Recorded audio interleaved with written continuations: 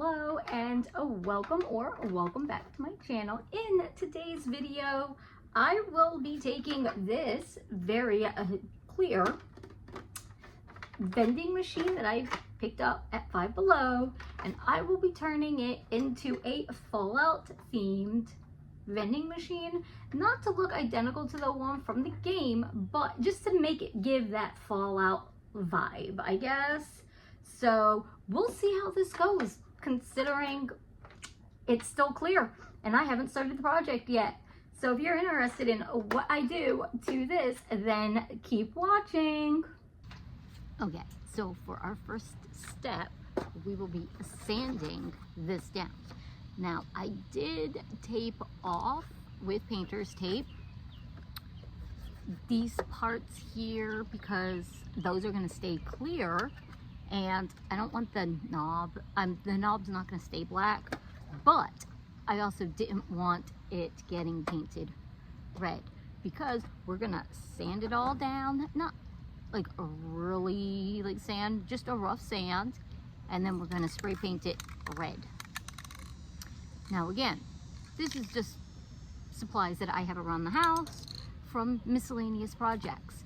Now I think I'm also going to spray down this bottle cap here.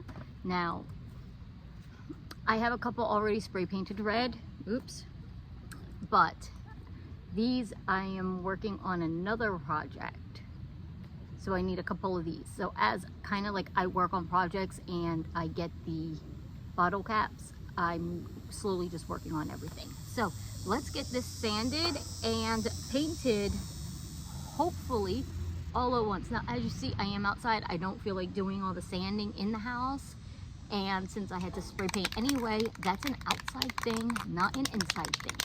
So let's get working on this. This part I did speed up quite a bit, but I figured if you don't need to see me sanding, because if you don't know how to sand something, this video is definitely not going to be the one for you anyway. But it is just a rough little sand, nothing major, just enough to give it a little texture for the spray paint to stick to. Sorry, I keep looking away. My neighbors were out making noise, and I just wanted to see what was going on and kind of be nosy, I guess. But yeah, just rough sand it. I don't even know what sandpaper this is. It was just something I grabbed out of the garage. Okay, so it is all sanded down, just rough. I don't think it needs to be all that. It's not like it's going to get used or beat up doing anything, so I don't see an issue on why a quick little rough sand shouldn't hold up the paint. Granted, I do think I want that right there, but I'm just going to do a wipe down. Honestly, I think you can, I don't know if you can actually see all the little marks. I don't know, but I'm not going to worry about it because I think if you can see it after I start painting, it's in my head still going to add to the aged post-nuclear feel. So I know I'm not really in frame very well, or the project isn't really in frame, but ow, joys of being outside working. Ow, what the fuck? There's thorns. Because you know, I don't like wearing shoes. So apparently we're not going to be able to move our feet very well. So I'm going to have to stay out of frame a little bit. But now it's just a matter of spray painting. And of course I sped this part up too, because you don't really need to see me sand or spray paint this entire thing. I did do the cap first, which was a little bit finicky because it kept wanting to move out of frame as I sprayed, but the vending machine stayed just fine. I did in fact mess up ever so slightly in the sense that I did not block off the part where like the candy would fall from, but I will clean that up later on.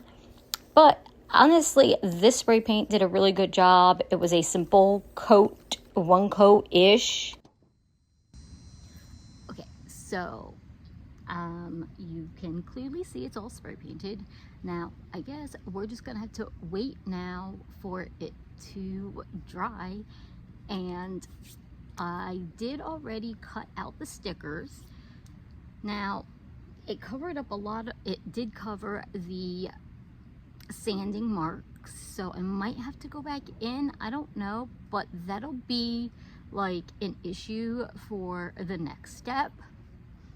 So we're just gonna, I guess, hold out, I'll let this completely dry so I can get the other side maybe. I don't know if I'm gonna get the spray paint the back of it or not, but for right now, we just gotta wait and let it dry. So, another day, another task. Yes, this is another day, but I had to wait for the paint to dry. Now that I do believe it is completely dry, there's a little drawer. Here's what, as you see, haven't even pulled the tape off yet. So we're gonna pull the tape off to expose these areas.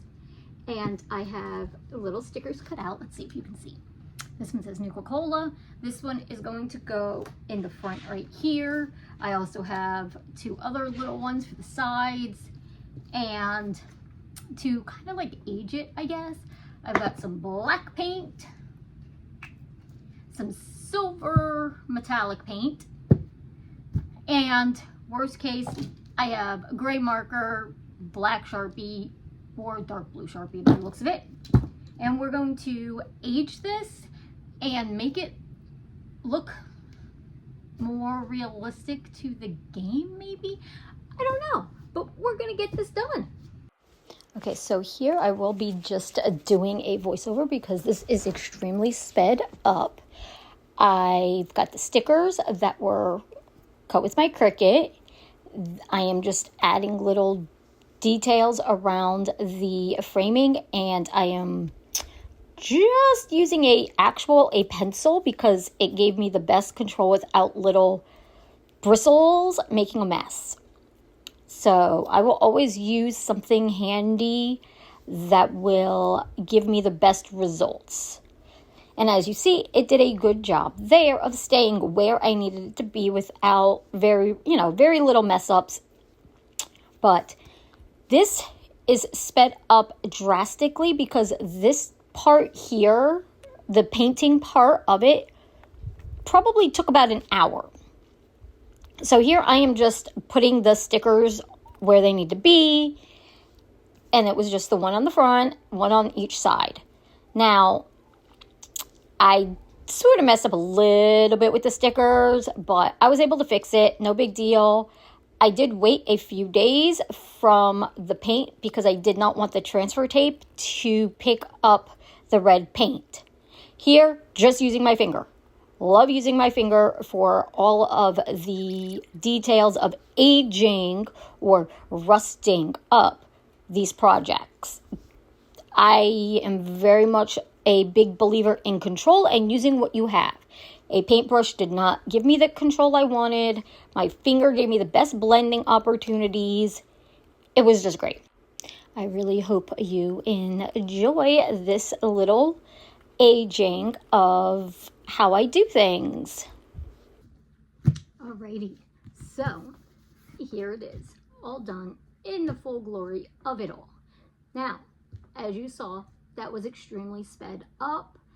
I also ended up cutting the footage to just finish it off camera because it took a while, like a good long while, longer than it should have, honestly.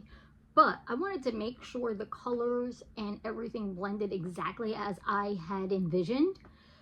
So I think it came out way better than I thought it was going to be. Now, I did do a different texture for this than the lunchbox. This does not have texture. I did not use the cinnamon. I did not use glue or anything. This was just the 3 paints, a black, a brown, and a silver. Applied with my finger for the most part. Well, lots of fingers. Lots of fingers were used in the tapping of this, but I chose my finger because I have better control and there's less smear, I guess, and it gives it still a little bit of texture to it versus using like a sponge, because the sponge was kind of still giving like smear marks that were bothering me. So I think, okay, did I mention the fact that the stickers I cut using my Cricut, and I want to say it's Oracle 651, not, I think it's matte. I think it was the matte one. Just putting it out there because it doesn't feel glossy to me. So again, even the little drawer. So we'll give a close-up view of how it looks, and the fact that the window, I did not really mess with all that much. Now, the inspiration for this was a Reddit post that I had seen a few months ago, and I kind of don't know what happened. If I can find it, I will, but I really don't know who the creator of the Reddit post was. But if I do by chance come across it, I will mention it somewhere, I guess. So then you can look at how they did it. Or the final product, because they didn't do a tutorial or anything. It was just like photos of what they had done. So closer look to this, and then we will say goodbye.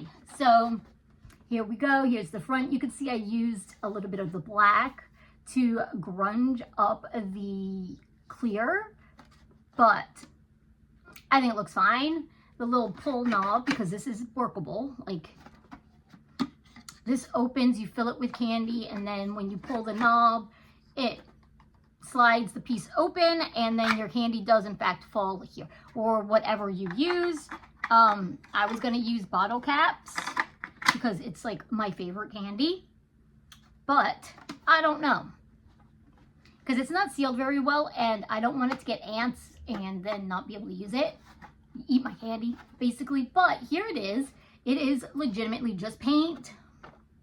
Now I went heavy on the top because in my head over years rain would in fact ruin the top of it, so I went heavier on the top, coming down the sides some, but not as heavy on the sides. Obviously one side, I think one side, this side looks cleaner, but I think it's because a lot of the black paint is really faint, so you can't really see it on camera, or at least I can't. Now I did not do anything to the back because the back is going to be pointless. Let me get that back in there. But here it is, my lovely little post-apocalyptic Fallout inspired vending machine. I really don't know what I'm going to put in this, to be honest. So if you have any ideas, let me know in the comments below. If you've made it this far, then you should probably hit the like button and consider subscribing, because honestly, I don't even know what I'll be doing.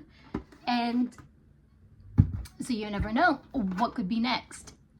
Now, I do love Fallout, so it could be more Fallout stuff. It may just be random crafts, but you never know if you don't subscribe and have your notifications on what I'll be doing next.